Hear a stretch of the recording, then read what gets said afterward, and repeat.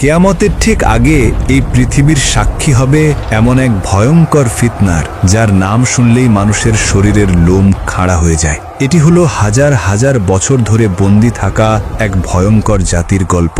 এটি হলো ইয়াজুজ ও মাজুজের কাহিনী। ইয়াজুজ ও মাজুজ হলো হযরত নূহ আলাইহিস সালামের বংশ থেকে আসা এক জাতি। তারা আমাদের মতোই মানুষ, কিন্তু তাদের স্বভাব চরিত্র আর চেহারা সাধারণ মানুষের মতো নয়। হাদিসের বর্ণনা অনুযায়ী তারা হবে বেটে, তাদের মুখ হবে চ্যাপ্টা, নাক হবে ছোট এবং চোখগুলো হবে ছোট ছোট। তাদের সংখ্যা এতটাই হবে যে তা মানুষের কল্পনাকেও হার মানাবে। তারা যখন কোনো একটি নদীর পাশ দিয়ে যাবে, তখন তারা সেই নদীর সমস্ত পানি পান করে শেষ করে ফেলবে। এই জাতি এতটাই ভয়ঙ্কর হবে, একটা নদীর পানিকেও তারা মিনিটের মধ্যে শেষ করে দিতে পারে, নদীকে মরুভূমিতে পরিণত করে দেবে। তাদের প্রধান বৈশিষ্ট্য হলো তাদের সীমাহীন নিষ্ঠুরতা। তারা কোনো এলাকায় ঢুকলে সেখানে প্রাণের কোনো চিহ্ন রাখে না। তারা সেখানকার সব ফসল নষ্ট করে ফেলে, সব গাছপালা উপড়ে ফেলে, সব পশু পাখি মেরে ফেলে এবং নারী পুরুষ শিশু কাউকেই ছাড়ে না। সবাইকে নির্দয়ভাবে হত্যা করে।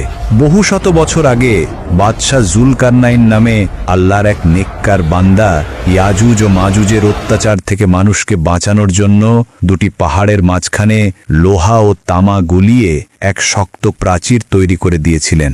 সেই দিন থেকে তারা সেই প্রাচীরের ওপারেই বন্দী অবস্থায় আছে। হাজার হাজার বছর ধরে প্রতিদিন সকালে তারা সেই প্রাচীরটি ভাঙার জন্য কঠিন পরিশ্রম করে।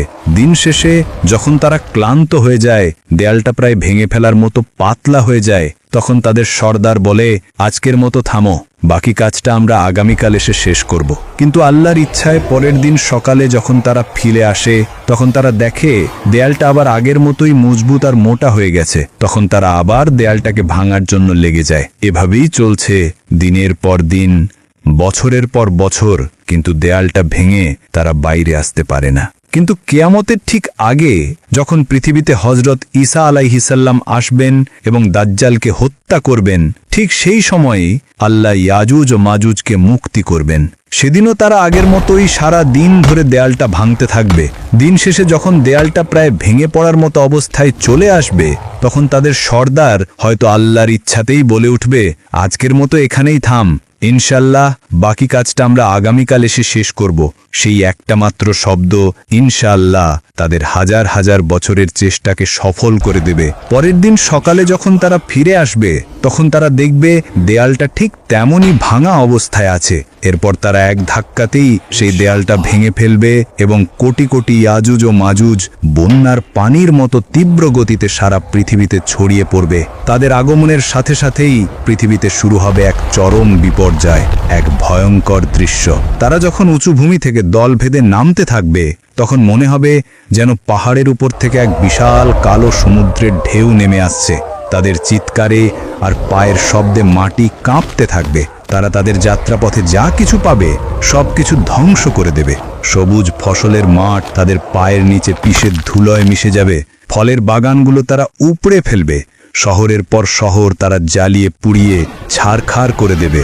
তারা যখন জেরুজালেমের তাবারিয়া নদীর পাশ দিয়ে যাবে, তখন তারা সেই নদীর সমস্ত পানি পান করে শেষ করে ফেলবে। নদীটা একদম শুকিয়ে মরুভূমির মতো রয়ে যাবে।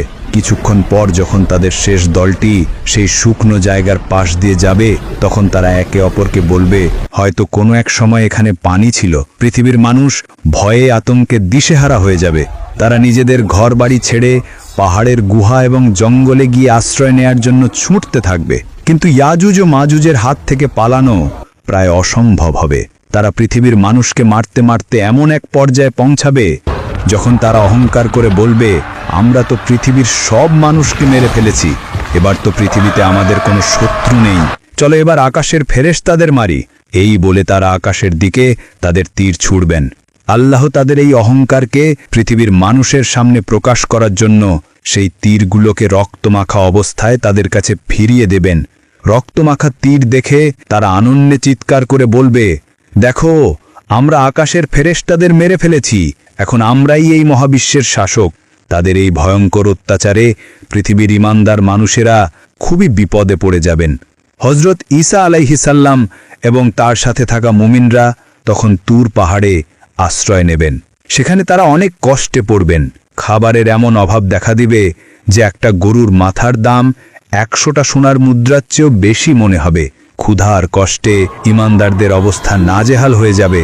সেই কঠিন আর অসহায় মুহূর্তে যখন বাঁচার আর কোনো উপায় থাকবে না, তখন হযরত ঈসা আলাইহিস সালাম এবং তার সঙ্গীরা আল্লাহর কাছে 2 হাত তুলে দোয়া করবেন। আল্লাহ তাদের দোয়া কবুল করবেন।